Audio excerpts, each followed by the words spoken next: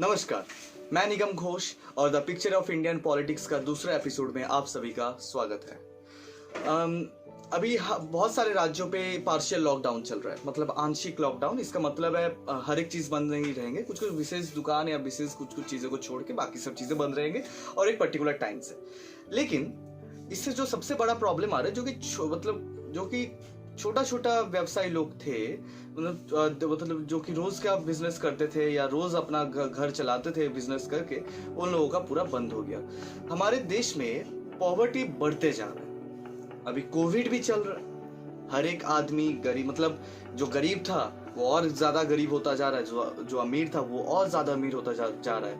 ये डायलॉग हम लोगों के लिए कोई नया डायलॉग नहीं है, ये बहुत पुराना डायलॉग है। लेकिन अभी कोविड के टाइम जब अलग अलग राज्यों पे अलग अलग टाइम पे या पार्शियली हो या पार्शियली हो, कैसा भी हो, कुछ भी जैसे भी लॉकडाउन लगाया जा रहा है, उस लॉकडाउन का गरीबों पे एक अलग तरह का असर डाल रहा है। अब इसके बावजूद, इसके अलावा जो अभी कोविड हमारा चल रहा है, गरीब लोग भी कोविड से अफेक्टेड हो रहे हैं, अमीर लोग भी कोविड से अफेक्टेड हो रहे हैं। और उसके अलावा हमारे देश का और सबसे बड़ा प्रॉब्लम है कि इंफ्रास्ट्रक्चर। या तो हॉस्पिटल का कमी हो जा रहा है, अगर हॉस्पिटल मिल भी जाए तो बेड का कमी हो जा रहा है, अगर बेड मिल जाए तो ऑक्सीजन का कमी हो जा रहा है। तो आदमी करे तो क्या करे, इंसान करे तो क्या करे। और जो गरीब था वो तो एकदम मरने पे उतर आया है, उसको सुसाइड करने के सिवा और कोई रास्ता है ही नहीं। लेकिन अब जानते हैं हमारे देश का जो स्पेशलिटी है कि हम लोग इतने बड़ा गणतंत्र है, देश का मतलब दुनिया का सबसे बड़ा गणतंत्र है हम लोग। लेकिन हमारे देश का पता है जो कर्ज था, जो श्राप बोला जाता है, वो श्राप क्या है? करोड़पति होना। हमारे देश में अगर कोई करोड़पति होता है वो हमारे देश के प्रति अन्याय करता है। मैं आप लोगों को कुछ एग्जांपल्स देके समझाता हूँ। जैसे कि मुकेश अंबानी हो या अदानी हो या कोई और करोड़पति, जिनका टोटल नेटवर्थ लगभग 6 लाख करोड़ रुपया, 6 लाख करोड़ रुपया हो, और हमारे देश में इतना गरीबी, अगर वो चाहे तो क्या कुछ नहीं कर सकते थे।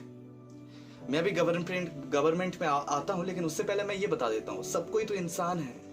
हम लोग इतना ज्यादा सेल्फिश, हमारा 6 लोगों का परिवार है, परिवार चलाने में थोड़ा लग्जरियस अपना लिविंग करते हैं तो कितना खर्चा हो सकता है। 6 लाख करोड़ अपने जेब में डाल के रखने का क्या फायदा। आप मेहनत करते हो, आप अपने कंपनी को इतना बड़ा कर देते हो, लेकिन आप जो देश में रहते हो वही देश में आज इतना बड़ा बड़ा प्रॉब्लम्स आ रहे हैं। अभी कोविड चल रहा है, इतना बड़ा महामारी चल रहा है, कितने हजारों लोग मर रहे हैं, लाखों लोग अफेक्टेड हो रहे हैं। आप कुछ नहीं कर रहे हैं, आप कुछ रुपए डोनेट कर रहे हैं, लेकिन आप बताओ यार, जो हो रहा है वो क्या सही हो रहा है? आप सेल्फिश नहीं बन रहे हो? ये हमारे देश में, आपको मैं नहीं बोल रहा हूँ, अगर हमारे देश में और भी कोई करोड़पति हो, क्या वो लोग सेल्फिश नहीं है? आप देश के लिए क्या कर रहे हो? आप अपनी जेब में करोड़ों हजारों करोड़ों रुपए रख के करोगे क्या? जब मरोगे तब तो कुछ लेके नहीं जाओगे ना आप लोग। अब इसको छोड़ देते हैं, करोड़पति होना जो गुनाह है, मैं इस टॉपिक को भी छोड़ देता हूँ। मैं एक साधारण इंसान हूँ। मेरे नजरिए पे लगता है कि करोड़पति होना आज की डेट पे गुनाह है, क्योंकि 6 लोगों का एक परिवार चलाने में कितना पैसा का जरूरत हो सकता है वो हम लोग सभी जानते हैं। लेकिन वो लोग फिर भी अपने जेब में हजारों करोड़ रुपए डाल के रख देते, अनयूज्ड, ऐसे ही पड़े रहते, जिसका कोई मतलब इस्तेमाल ही नहीं है। जो भी हो, छोड़ो, मैं इस टॉपिक को भी छोड़ दिया। अभी आते हैं गवर्नमेंटल इश्यूज। गवर्नमेंट का कितना हमारे यहाँ मतलब काम बनते हैं और उनको क्या करना चाहिए था और वो क्या नहीं कर रहे हैं। मैं कोई भी पॉलिटिकल पार्टी का सपोर्टर नहीं हूँ, मैं ये आप लोगों को पहले बता देता हूँ।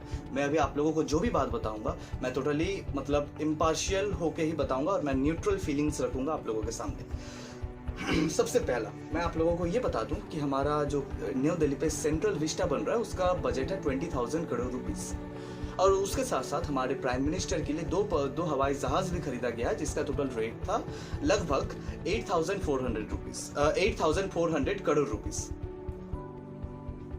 मतलब इस टाइम पे क्या ये सब जरूरी था, जब आपके देश में इंफ्रास्ट्रक्चर का कमी हो रहा है?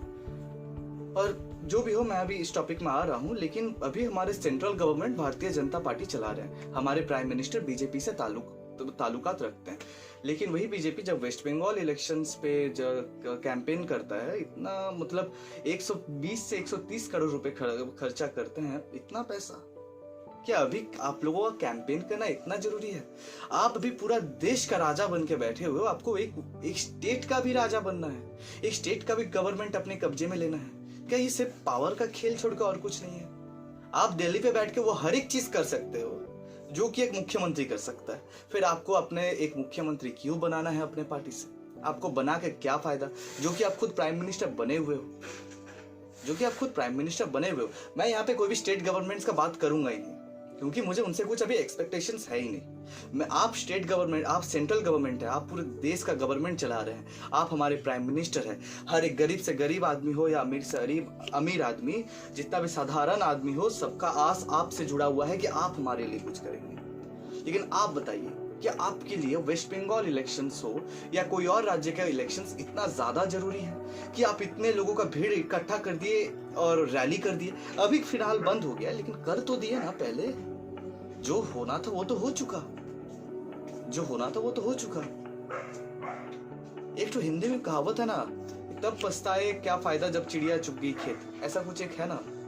अभी पछताए क्या फायदा है, क्योंकि आपको जो करना था आप कर दिए। लेकिन आप बताइए कि हम लोग सच में बहुत ज्यादा गलत बोल रहे हैं, बहुत ज्यादा गलत बोल रहे हैं। अभी हमारे राज्य में अगर कोई भी चीज का कमी होता है, इंफ्रास्ट्रक्चर का कमी होता है या हॉस्पिटल्स का कमी होता है, ऑक्सीजन का कमी होता है, जो भी, हम लोग सेंट्रल गवर्नमेंट को सबसे पहले पूछेंगे, सर कहाँ हैं, कहाँ हैं आप, कहाँ हैं?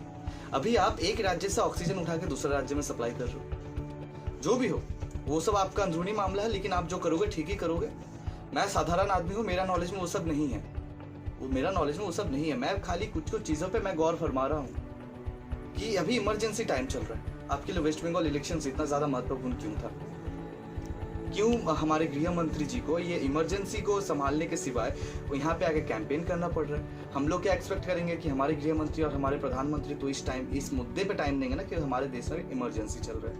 लेकिन फिर भी आपको इलेक्शंस कराने थे, आपको देश का राजा होते हुए भी आपको एक स्टेट को कब्जा करना है। इसका मतलब क्या है? क्यों करना है? जवाब दीजिए आप। पहला बात, आपका 2020 में जब पहला कोविड आया हमारे देश में और जब एक्सट्रीम होने लगा था, आप लॉकडाउन किए और उसके बाद कोविड रिलीफ फंड भी बनाया गया। उसमें जो इतना हजारों करोड़ों रुपए का आपका फंड आया, डोनेशंस आया, उसका हिसाब कहाँ है? क्यों उसका हिसाब आम जनता को नहीं दिया जा रहा है? अभी तक आप एक प्रेस कॉन्फ्रेंस नहीं किया। आप मन की बात कहते हैं, कोई बात नहीं, हम सुनते हैं आपकी मन की बात। हम तो अपने प्राइम मिनिस्टर का मन की बात पे बहुत ज्यादा इंटरेस्टेड है कि हमारे प्राइम मिनिस्टर हमारे बारे में क्या सोच रहे हैं। लेकिन कोविड रिलीफ फंड हो या पीएम केयर्स फंड हो या और भी जो भी फंड में आपको इतने ज्यादा करोड़ों रुपए डोनेशंस मिल रहे हैं, तो डोनेशन का हिसाब क्या जनता को नहीं होना चाहिए था? क्योंकि ये एक डेमोक्रेसी है, ये एक गणतंत्र है। क्या नहीं होना चाहिए था? क्या हम सेल्फिश नहीं बन रहे? हम यानी आप, हम आपको चुने हैं। हम अगर प्राइम मिनिस्टर को कुछ ब्लेम करते हैं, इसका मतलब हम अपने आप को ब्लेम करते हैं। इसलिए हम आपको नहीं बोल के मैं अपने आप को बोल रहा हूं, क्या मैं इतना ज्यादा सेल्फिश हो रहा हूं कि मेरे लिए आज मेरा देश इंपॉर्टेंट नहीं है, मेरे लिए मेरा पावर इतना ज्यादा इंपॉर्टेंट हो रहा है? आपसे ही तो एक्सपेक्ट करेंगे हम। आज वेस्ट बंगाल का चीफ मिनिस्टर बनी हुई थी ममता बनर्जी। आज अगर हमारे देश में कुछ बड़ा इश्यू हो, क्या मैं ममता बनर्जी को जाके ब्लेम करूंगा? नहीं करूंगा ना, क्योंकि वो एक स्टेट को चला रही है और उनके हाथ में भी सारा पावर नहीं होता है। कोई भी स्टेट का मुख्यमंत्री के पास पूरा पावर नहीं होता है। पावर तो आपके पास है और आपसे भी ज्यादा पावर है जनता के पास। जनता ने आपको चुना है, इसलिए मैं ब्लेम आपको नहीं कर रहा, मैं अपने आप को ब्लेम कर रहा हूं। मैंने गलती किया है, मैं सेल्फिश बन रहा हूं, मुझे पावर का लालच है, मुझे पावर का लालच है। जो भी हो छोड़िए, आप भी इंसान हो, गलती हो जाता है इंसान से। अब आप गलत किया है या नहीं किया, मैं अकेला तो नहीं बता सकता, पूरा देश बताएगा, वो टाइम आने से बताएगा। लेकिन अभी आपका भी जिम्मेदारी है, मेरा भी जिम्मेदारी है, हम सबका जिम्मेदारी है कुछ करने का, गलतियों को सुधारने का, प्रायश्चित करने का। जो गलती हो रहा है, इतने सारे जान जा रहे हैं उस गलतियों के वजह से, थोड़ा सुधर जाते हैं हम सब। और हम थोड़ा सा गौर फरमाते हैं कि जो लोग कोई भी एक पर्टिकुलर पॉलिटिकल पार्टी को सपोर्ट करता है, हम लोग भी इस तरह का क्राइम को सपोर्ट करते हैं। ये क्राइम है, लोगों का जान, ये तो मर्डर है। हर एक आदमी जो कि इस तरह के पॉलिटिकल पार्टीज को सपोर्ट करता है और जो पॉलिटिकल पार्टी इस तरह के काम करते हैं जिससे इतने सारे लोगों का जान जा रहा है, इसका मतलब हम सभी मर्डरर बन जा रहे, खूनी बन जा रहे, हमारी वजह से इतने सारे जान जा रहे। गरीब लोग कहां जाएंगे? आज मैं सवाल हर एक पावरफुल आदमी से पूछना चाहता हूं हमारे देश का, चाहे वो हमारे प्राइम मिनिस्टर साहब हो या बिलियनियर हो या कुछ भी हो, मुकेश अंबानी साहब हो या कोई भी हो, इस देश में पावर अचीव करना भी अभी गुनाह है। अगर आप पावरफुल होते हुए भी अगर परफेक्टली रिस्पॉन्सिबल मैन नहीं बनते हैं तब भी ये गुनाह है। अगर हम करोड़पति होते हुए भी रिस्पॉन्सिबल नहीं होते हैं तब भी ये गुनाह है, क्योंकि सारा पैसा अपने पॉकेट में डाल लेने से आप असली का करोड़पति नहीं हो रहे। जब आपको लोग मतलब आप जब करोड़ों लोगों का आंसू नहीं पहुंचेंगे तो पैसा क्या फायदा, क्या फायदा है उस पैसा का? जब मरेंगे चिता पे लेके जाएंगे उतने सारे पैसा। ऐसे बहुत सारे एग्जाम्पल्स हैं जो कि जिनके पास पैसा ना होते हुए भी वो बहुत कुछ कर रहे हैं। वो अपने जेवर बेच के कर रहे हैं या तो अपने गाड़ी बेच के कर रहे हैं, लेकिन कर रहे हैं। मैं उनको भगवान मानता हूं और उनके लिए दुआ करता हूं, लेकिन मैं सच बोल रहा हूं, आप लोगों के लिए कभी दुआ नहीं करूंगा और मैं अब मेरे लिए भी कभी नहीं करूंगा, क्योंकि जो भी हो रहा है गलती मेरा है। और मैं चाहूंगा कि ये हर एक देशवासी समझे कि जो भी हो रहा है गलती अपना है। ये हम लोग कोसेंगे तो अपने आप को कोसें, आपको कोस के या किसी और को कोस के कोई फायदा नहीं है, क्योंकि आप ही देश हैं और देश ही हम ही देश हैं। जो भी हो, अगले वीडियो में हम लोग डिस्कस करेंगे इसके आगे कि एक्चुअल क्राइम क्या है हमारे देश में, क्यों इतना ज्यादा लोग मर रहे हैं। इस डिस्कशन को हम लोग आगे लेके जाएंगे। और अगर मेरे बातों से इस वीडियो से अगर आप लोग सहमत हैं तो इसे शेयर करें, लोगों तक पहुंचाएं। धन्यवाद।